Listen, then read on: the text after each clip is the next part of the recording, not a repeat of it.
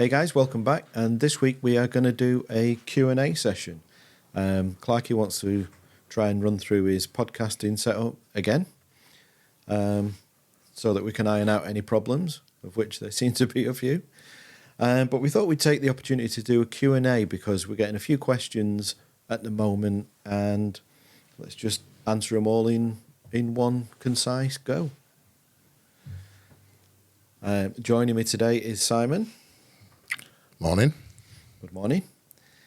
And right, let's get into it. What have you got for us, Clarky? Oh, we did put out a video yesterday inviting people to send videos in. I'm all about video calls. Yeah, I noticed that. This year. Well, video calls in your car. We always wanted video calls. We saw Blade Runner and we were like, damn, how good would that be? We can do it now. We've been able to do it for a long time, and I never use it. Plus, it's nice to see who we're actually, rather than just a name on a box. Well, I would like to get as many people out there that follow the channel involved with the channel, and this seemed like a perfect opportunity. Not many people took us up on the offer, so I don't know if there's a lot of people out there that are maybe a little bit shy. It was short notice, so you did only do it yesterday. Everything we do is short notice, isn't it? Well, it is, but that's because mainly we're building props most of the time. Everything's running late, everything's behind schedule, and that goes for the content as well as the props. So at least we are consistent.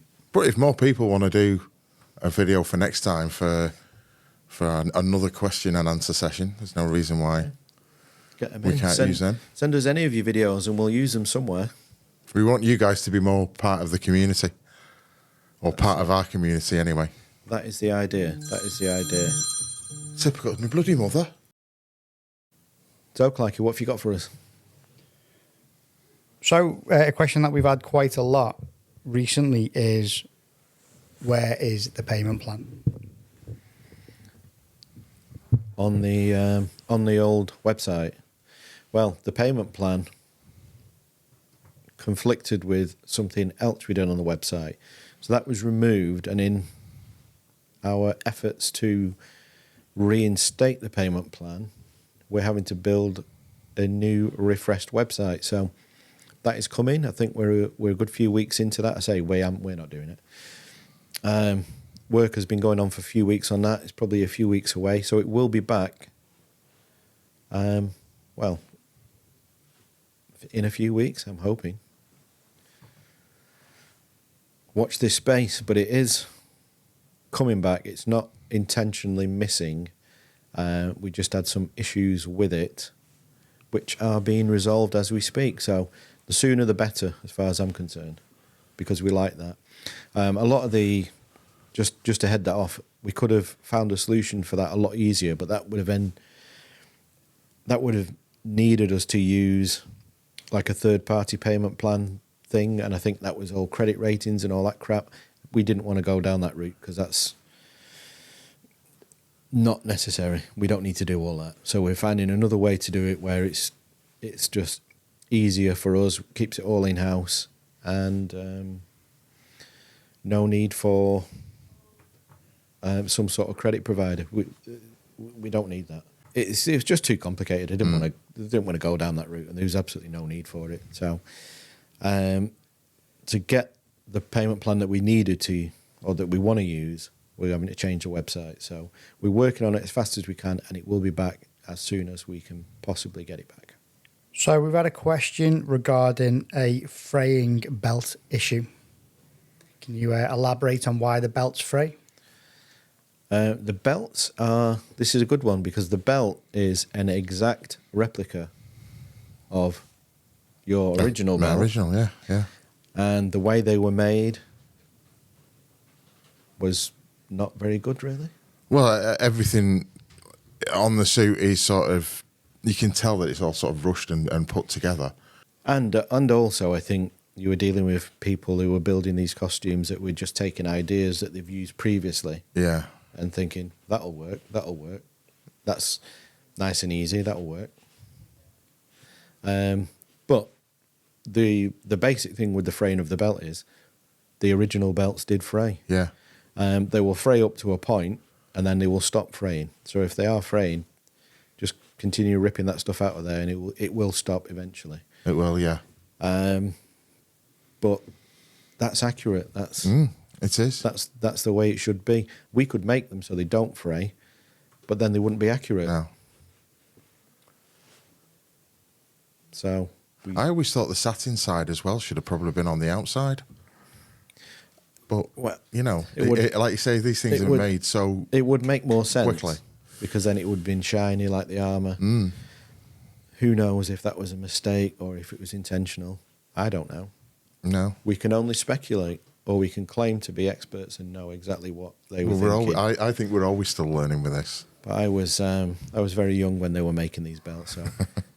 So why they did things is speculation, but they certainly made them so that they fray up until a point which they stop fraying, and that's it. So it is intentional that it frays because that is the process in which the original belts were made. But it will stop. That's the good news. We did have someone message asking about this and then saying, can you make something that doesn't fray? We can, but it's going to be wrong. So that's the state of play on the old fraying belt. Okay, Clarky, hit us up with another one. So for this one, I'm going to give you your first video question that was sent in. This is where it'll be good not to have technical issues. But Ooh. Oh my God. Hello, dear friends from the UK. This is Dennis from Germany. And I have two questions for you. Question 1. Will you dare to take back the trophy of the RS Hot Wing Challenge? The Germans won it, obviously, in the year of the Lord 2023.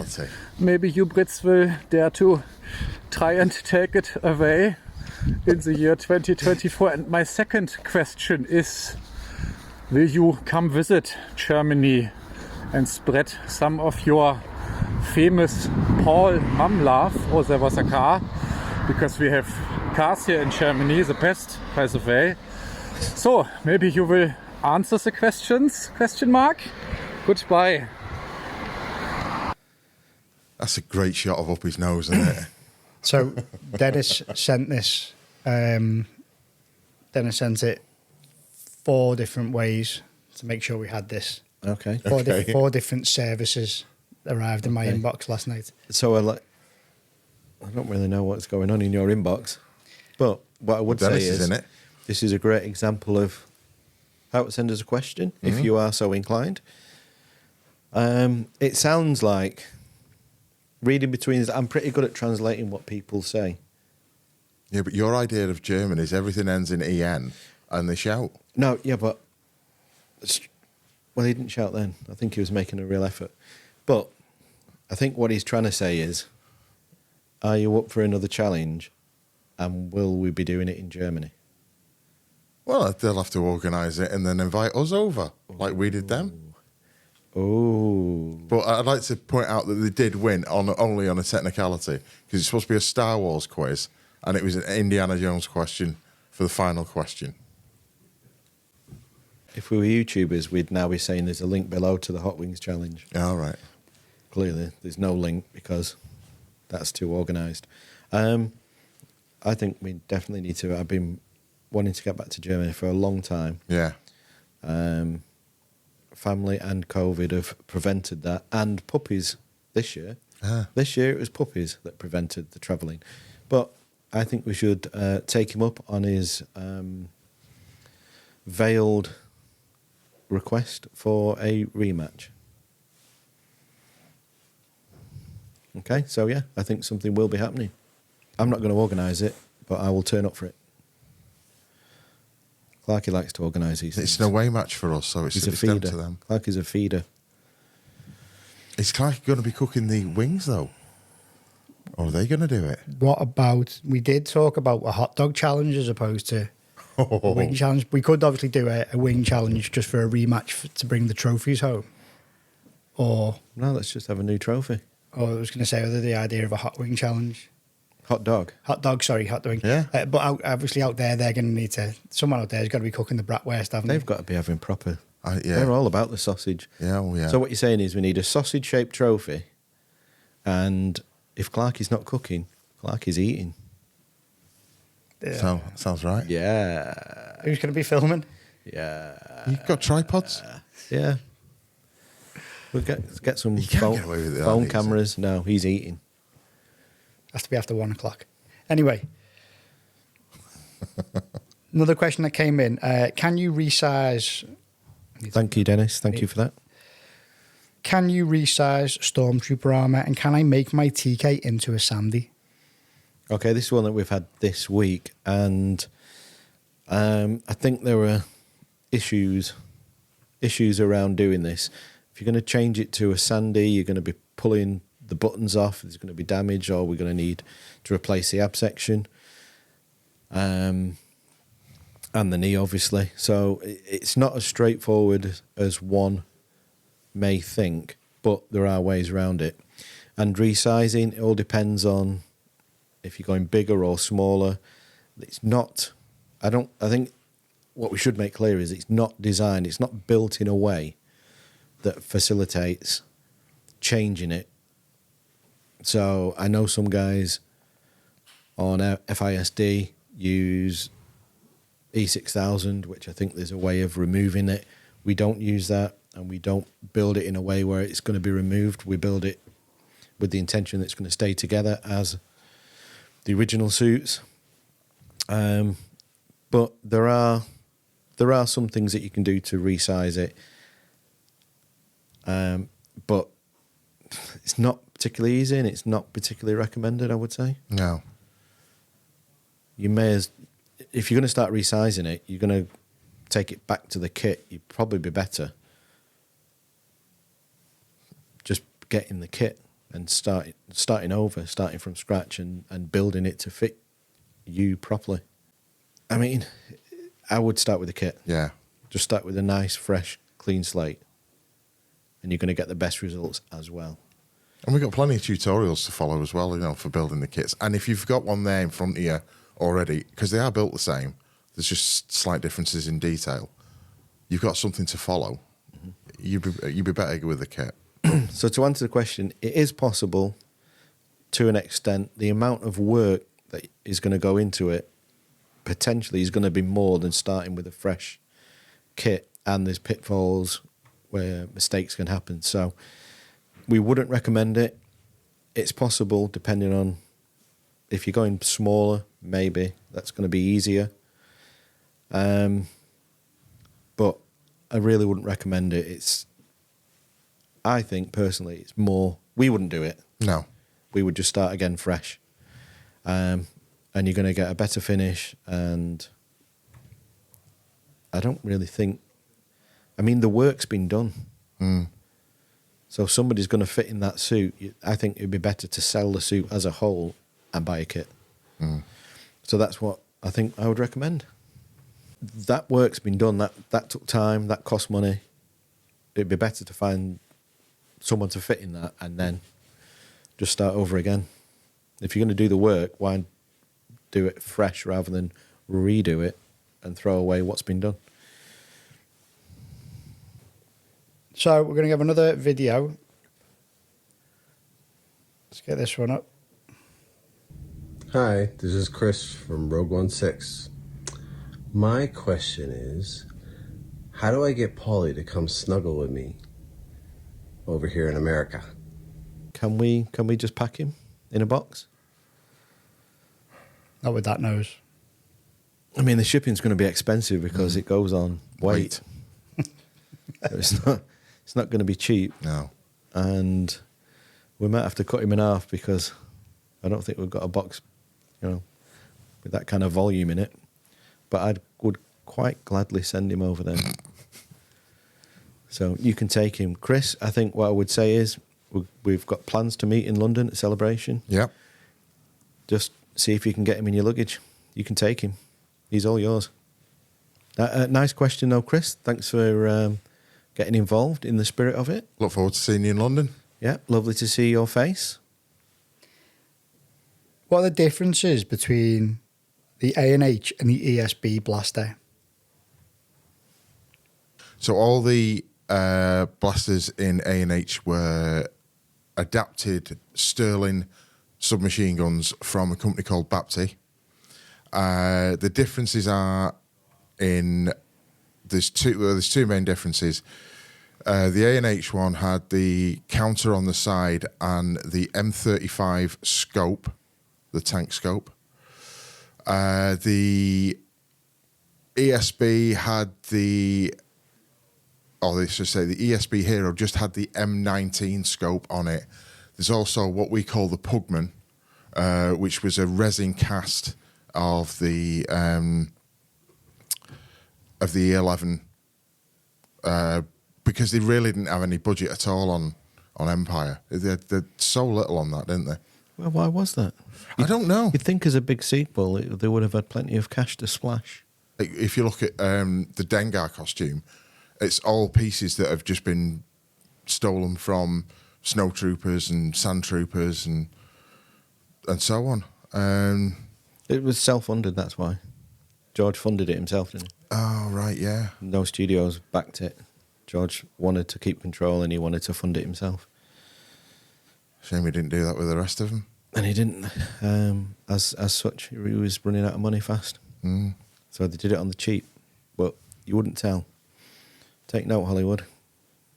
You can make it on a budget. So, yeah, I mean, if you want, I'll do a video and I'll have the blasters in front of me and I can do a proper explanation of what the differences are. But yeah, the scopes, some... Is it scopes, counters? The Pugman has the Greebley stuck on it. Yeah, the Pugman has the Greebley stuck on it. But they're set into the cast, really, aren't they? And they're not... And then yeah, because it's all one. There's changes again with Return of the Jedi, because they didn't even use the Sterling for that. They used... What was it? The airsoft. Was it an airsoft one, or was it... I don't know. BB gun or something. What is it? You've got one. I've got one, but it doesn't fire anything. MG. I think MG something. Is it MGC, is it? Yeah, MGC. Yeah, it's MGC. Because there's a model company which is MPC. And it's not got the T-track on it. It's got like a U channel. Yeah. Different scope again. Return the Jedi. We're talking Return the Jedi. We've got around to Return the Jedi. That's interesting. Yeah, the scope on that one's researching the blaster completely for made. Return the Jedi, have you? Yeah. Like, just saying, the scope on that itself is the front end.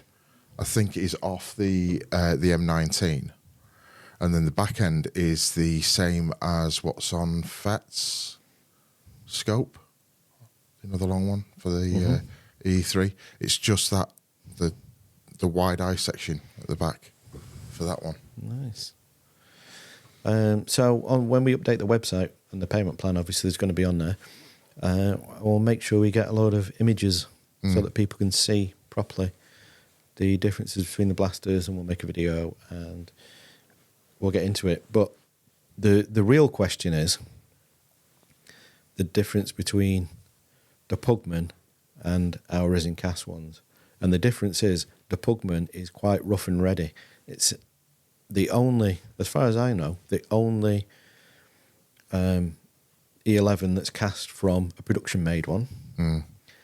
And so we're super happy to have that as part of our portfolio.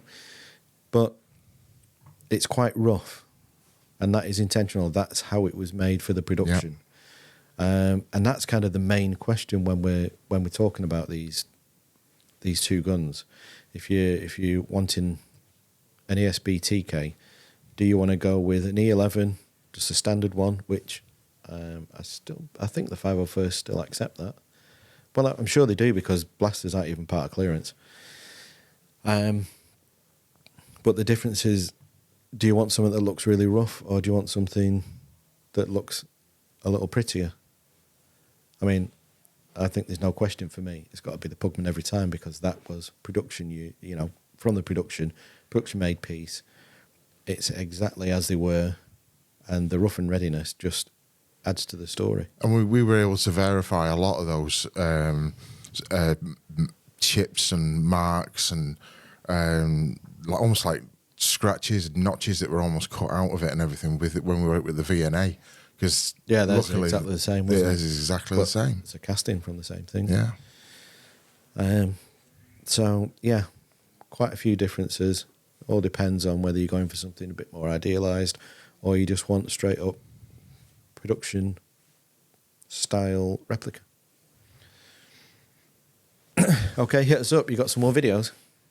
I'm going to give you one more video now, yeah. So this video is... Oh, God. This doesn't count. This doesn't count. Hi guys, RS Paul here. Quick question for Rob, actually. How do you get your mum to stop pestering me, bud? I'd love to know.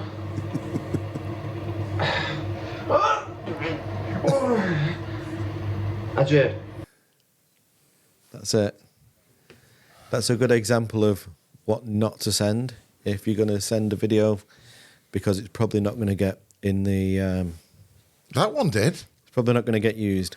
That's been used as an example of not what to do. What not to do, okay. And we're not even going to give it the time of day. Next, let's move on. Any more questions? Yeah, we've got a few more. Someone wants to know, I think this one's going to be pretty much answered by Simon. What is the difference between light and heavy weathering? I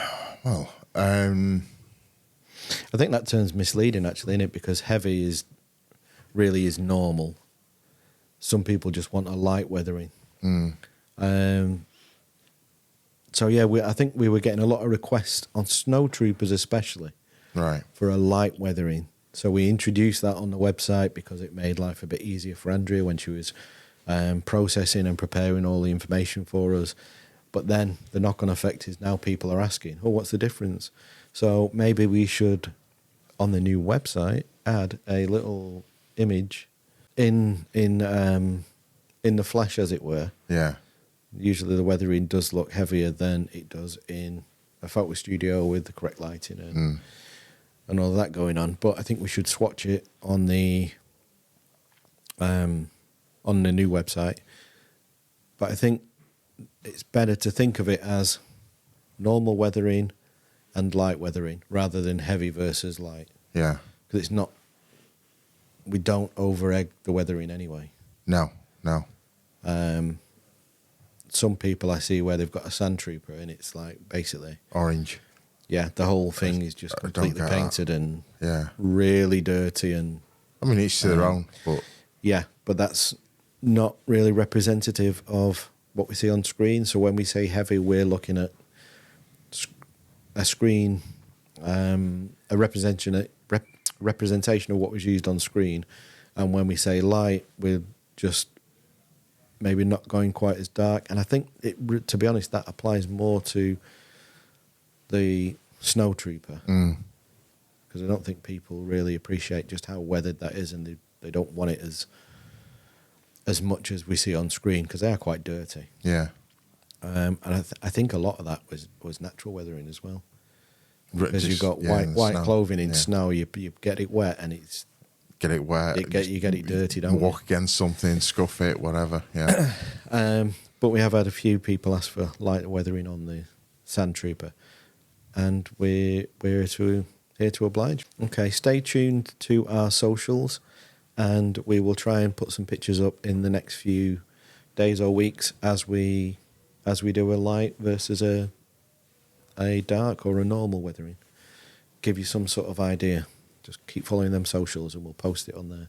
As to it not picking up on camera, is like, Anthony Forrest was telling us, wasn't he, that when they were doing the Sand Trooper, they were slapping it all on, and you look at it on screen and it's still very much, it's got quite a bit of shine to the helmet and the armour itself, you know, in that whole scene.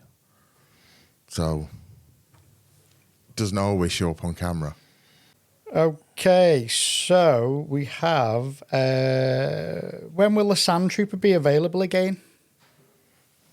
Well, as this video is going to air, the Sand Trooper is now available. Not sure what the delay was on that. Bit of miscommunication, but it's back on. Oh, and mind you, having said that, We've been a bit of a backlog on the packs, haven't we? So I think that's maybe why we took it off. But the Sand Trooper is on there. Take a look. And, yeah, it's available again. Thanks for your question. Good question. Okay, so we've got one more question and one more video. So the last question just says, will my suit be 501st approved? Well, we work to all the CRLs for the 501st. It should be. Well, if there's any problems, we will help. But the suit, I mean, it should be. The answer is it should be. Yeah. They're high-end replicas. They're made the correct way. So there shouldn't really be any issues. But the 501st, there's a couple of things to consider. One, it's the suit on the person, so it's in relation to the fit as well. And two, the 501st is its own club with its own rules. If we put Simon's actual suit on someone and offered it up for clearance, the chances are it wouldn't make it. No. So we do work within the CRL. We understand how it works. We understand what they're looking for, and we work towards that. So the bottom line is there shouldn't be a problem. Last question is a video, and just reached out to an old mate of mine for this one. So you might enjoy this one, Simon. Hi, it's Keith Lemon here, looking rather fetching in a Tron helmet. Well, I'm trying to make a Tron helmet. Anyway, this is a message for RS Prop Masters. Regarding your Snow Trooper mask, do you sell it in kit form? And what is the price of that? And what is the material that's used for the front bit? That white bit there, that white bit there. That's all. We still need to do him an X-Wing helmet.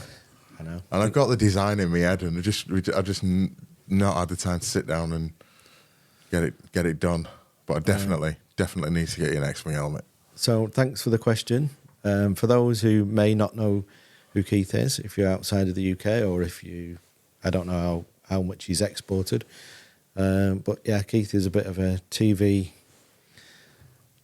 celebrity and huge retro sci-fi fan. I'm loving the Tron helmet. Yeah. Making a nice job of that. And he builds quite a bit of stuff, so maybe it would be interesting to see if he wants to have a go at a Snow Trooper, because the reason we don't do them in a kit is because they are not terribly easy to build. No. And the cowl is the key to it. Applying the cowl can be testing, shall we say. Can be a little testing. Gluing that on, there's not much tolerance for mistakes. Moving it around, it's quite particular. And that's the reason why we've not put it out as a kit to date. But maybe we should review that. I don't know, because it's that bridge of the nose. Most people, when you look at it, there is an actual gap at the top there. The way it sits. There has to be. It cannot be any other way because of the curvature of the helmet. But maybe if we do a tutorial, we see Keith have a go. Yeah. Maybe we could review that. Maybe we could get Keith in to build it to do a tutorial during the tutorial. That would be funny. Get Pete showing him how to put a cowl on. That's good, yeah, because I don't do an awful lot on the Snow Trooper helmets because I don't like building them. Yeah, it's generally down to that cowl. I find them very frustrating, and I think that's why it's not really gone out as a kit, because I'm not particularly comfortable building them. So I presume there's other people out there that are not going to be either. You've just got to have the patience, haven't you? So what the cowl material, because he was asking about the cowl material there. So It's a PVC. It's just a PVC? Yeah, it's a PVC. It's a Kiss laminate stuff, and it's got that real smell on it. It stinks when you get on the roll. and you first open it up, it smells like Bouncy castles. no, like armbands. You know, kids inflatables. Yeah. It's kind of it's that kind of stuff. Yeah. It's very thin. It's double layered, which we know the originals were. Yeah.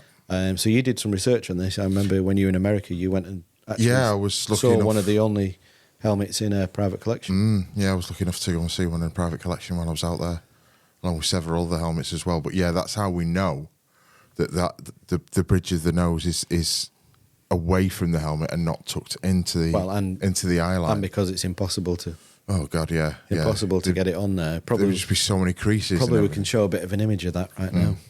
Thanks. Thank me later for that one, Clarky. You'll have to tell me, so I wasn't listening to anything you just said. So yeah, and also the fact that we is this how the producers on This Morning work?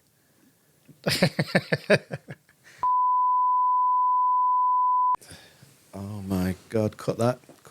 That is not the opinions of RS Prop Masters. Unless you're in a cupboard with Paul. That is Clarky's opinion. But no, it's a difficult build. Maybe with a good tutorial, and if there's people out there who want it, and maybe we should send one to Keith and see.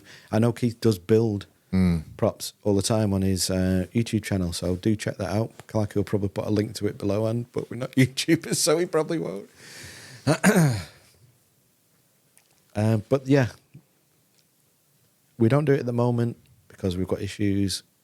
It's an understatement. But maybe we can review that in the not too distant future. If people are interested, comment below if you would be interested in attempting to build the Snow Trooper helmet. Get involved. Please do get involved, as Keith did, as Dennis and Chris also did today. So that's it for this time. Thanks for tuning in. Hopefully this is going to be edited down into something more manageable. And next week we are talking crazy races. So if you want to know more about what the hell that is, do come back, join us. But in the meantime, if you've got a video message you want to send it in and we'll use it next time. Or next time we do a Q&A anyway. Yeah, now we know what that's going to look like. Yeah. But yeah, I think that's about it for this time. We've got some interesting stuff literally now on the horizon. We're inching forward into some kind of prop bliss. Celebration is round the corner. So celebration. Stay tuned. How many weeks? 6 weeks? I don't even know. I've not looked at a calendar. But we're getting close now. Don't go by Simon's weeks because people will be I know. I up said late. 12 weeks last time, and it was it was like 8. Still a lot of planning to be done. Yeah. Hope to see all of you guys there. Do look out for us. We didn't get a question about whether we're having a booth, which we are not, but we are attending. We're having a meet and greet on the Saturday night, I think. Yep. Venue not confirmed as yet. More details to follow. But I can't wait to meet as many of you out there as I possibly can. We've gone on for long enough now. Let's get back to what we were doing, and I'll catch you guys in the next one.